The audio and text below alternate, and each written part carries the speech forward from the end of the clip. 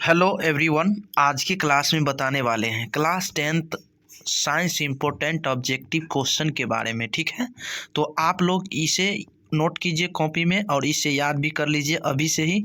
तो आपका और ऐसा वीडियो पाने के लिए हमारे साथ इसे आप लोग इसे सब्सक्राइब भी कर लीजिए और लाइक भी कर लीजिए, ताकि जब जब लाइव क्लास आऊँ ना तो आप लोग को भी ज़रूर मिल सके। ठीक है, तो चलिए आप पहले क्वेश्चन, आपका फर्स्ट नंबर क्वेश्चन जो है क्या करें। प्रकाश की किरण गमन करती है, यानी प्रकाश की जो किरण है ना गमन करती है, यानी सीधी रेखा में, टेढ़ी रेखा में, किसी भी दिशा में, इनमें कोई नहीं। बताइएगा इसका फाइनली आंसर। यदि आपको याद है तो आप कमेंट करके बताइए इसका आंसर क्या होगा। हम तो बताएबे करेंगे। ठीक है, तो एक का ए ऑप्शन आपको फाइनली आंसर हो जाएगा, सीधा यानी सीधी रेखा में हो जाएगा, यानी एक का ए ऑप्शन आपका फाइनली आंसर हो जाएगा। ठीक है, दूसरा नंबर क्वेश्चन पे ध्यान दीजिएगा मेरे प्यारे स्टूडेंट कि प्रकाश का वेग जो है ना न्यूनतम होता है निर्वात में, जल में, वायु में, कांच में। तो इसका जो फाइनली आंसर हो जाएगा दो का डी ऑप्शन, यानी कांच। क्या होगा? दो का डी ऑप्शन आपका फाइनली आंसर हो जाएगा। ठीक है, आइए 3 नंबर क्वेश्चन ध्यान देंगे। मोटर गाड़ी के चालक के सामने लगा रहता है, यानी मोटर गाड़ी के चालक के सामने लगा रहता है, यानी समतल दर्पण, उत्तल दर्पण, अवतल दर्पण, उत्तल लेंस। तो बताइएगा इसका जो फाइनली आंसर हो जाएगा ओ मोटर गाड़ी के जो चालक के सामने जो लगा रहता है वो कौन सा दर्पण रहता है? उत्तल दर्पण। कौन सा दर्पण लगल रहता है? उत्तल दर्पण। समझ गए ना? तो उत्तल दर्पण आपको किस ऑप्शन में नजर आ रहा है जी? तो 3 का बी ऑप्शन। 3 का बी ऑप्शन क्या हो जाएगा? आपका फाइनली आंसर हो जाएगा। समझ गए ना? क्या हो जाएगा आपको? आइए अगला नंबर क्वेश्चन है आपके बोर्ड स्क्रीन के सामने कि मोटर कार के हेडलाइट में किसका प्रयोग होता है, यानी समतल दर्पण का, कि उत्तल दर्पण का, कि अवतल दर्पण का, कि उत्तल लेंस का। तो बताइएगा 4 का मोस्ट इम्पोर्टेंट क्वेश्चन जो हो जाएगा कि मोटर कार के यानी मोटर कार के हेडलाइट में जो है अवतल दर्पण का ही उपयोग होता है। किसका?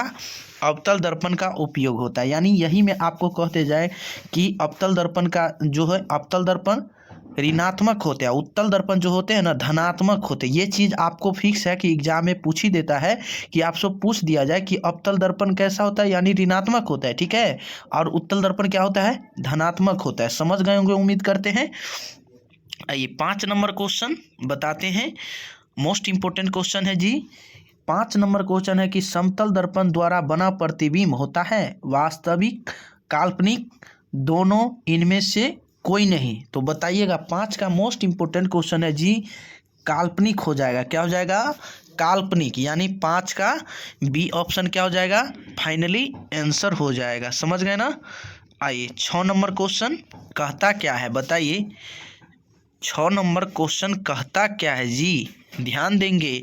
ठीक है, एक एक क्वेश्चन को आप बताइए कमेंट करके कि लेंस की क्षमता का एसआई मात्रक होता है, डायोप्टर होता है, कि लयूमेन होता है, कि लक्स होते हैं, कि यानी एंगस्ट्रम होता है। तो बताइए लेंस की एसआई मात्रक आपको डायोप्टर होते हैं। क्या होते हैं?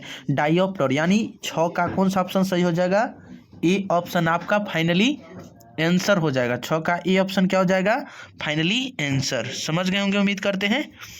आइए अगला नंबर क्वेश्चन है आपका, प्रकाश की किरणों का पथ दर्शाने वाले चित्रों को कहा जाता है, यानी किरण आरेख, फोकस, किरण पुंज, इनमें सभी। तो बताइएगा इसका जो फाइनली आंसर हो जाएगा, यानी किरण आरेख। क्या? प्रकाश की किरण यानी किरणों को, पथ को जो दर्शाने वाले जो चित्रों को कहा जाता है वो किरण आरेख कहते हैं। किसे? किरण आरेख कहा जाता है। ठीक है, यानी 7 का ए ऑप्शन आपका फाइनली आंसर हो जाएगा। बताइए 8 नंबर क्वेश्चन, प्रकाश के किरणों के समूह को क्या कहते हैं? प्रकाश स्रोत कहते हैं, कि किरण पुंज कहते हैं, कि प्रदीप्त कहते हैं, कि प्रकीर्णन कहते हैं। तो बताइए 8 का जो फाइनली आंसर हो जाएगा आपको, यानी 8 का बी ऑप्शन फाइनली आंसर हो जाएगा, यानी किरण पुंज। क्या होगा? किरण पुंज। प्रकाश का जो किरणों के समूह को क्या कहते हैं? किरण पुंज कहते हैं। समझ गए ना? समझ गए कि नहीं? अब प्रकाश स्रोत जिस प्रकाश से यानी स्रोत निकलता है उसे हम प्रकाश स्रोत कहते हैं। समझ गए हैं। आइए अगला नंबर 9 नंबर क्वेश्चन पे ध्यान दीजिएगा, क्या कहता है। मोस्ट इंपोर्टेंट क्वेश्चन है जी कि उत्तल लेंस की क्षमता होती है ऋणात्मक होते कि धनात्मक होते कि ए और बी दोनों होते हैं कि इनमें से कोई नहीं। तो बताइएगा उत्तल लेंस का जो क्षमता होती है वो क्या होती है, धनात्मक, यानी धनात्मक होता है। यानी धनात्मक आपको किस ऑप्शन में मिल रहा है जी, तो 9 का बी ऑप्शन आपका फाइनली आंसर हो जाएगा। समझ गए। आइए तो 10 नंबर क्वेश्चन के बारे में जानते हैं क्या कह रहा है। 10 नंबर क्वेश्चन है आपके लिए कि अवतल लेंस की क्षमता होती है, यानी अवतल लेंस की क्षमता क्या होती है। बताइए आप लोग कमेंट करके क्या होती है,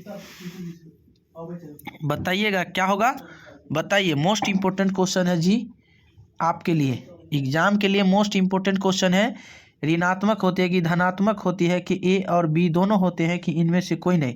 तो अवतल लेंस की क्षमता आपसे पूछेगा। अभी जस्ट बाइक बताए ना पीछे कि अवतल लेंस की क्षमता जो होती है वो ऋणात्मक होती है, और उत्तल लेंस जब ये ना कहा ना तो आपको धनात्मक हो जाएगा। ठीक है, आपको उत्तल लेंस के लिए धनात्मक यानी बी वाला सही हो जाएगा, और अवतल लेंस के लिए ऋणात्मक वाला सही हो जाएगा, यानी ए ऑप्शन।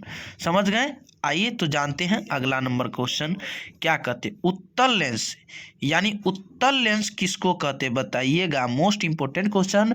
तो उत्तल लेंस को किसे कहते हैं, यानी कहते हैं अभिसारी लेंस को, द्वि उत्तल लेंस को, अपसारी लेंस को, इनमें से कोई नहीं। तो आप लोग इसे कमेंट करके आप लोग बताइए इसका 11 का कौन सा ऑप्शन सही हो जाएगा। ठीक है, तो ऐसा वीडियो पाने के लिए आप लोग इसे सब्सक्राइब कीजिए, लाइक कीजिए, ताकि जब जब लाइव क्लास आऊँ तो आप लोग को भी ज़रूर मिल सके। ठीक है, इससे अगले वीडियो में फिर मिलेंगे, तब तक के लिए बने रहें।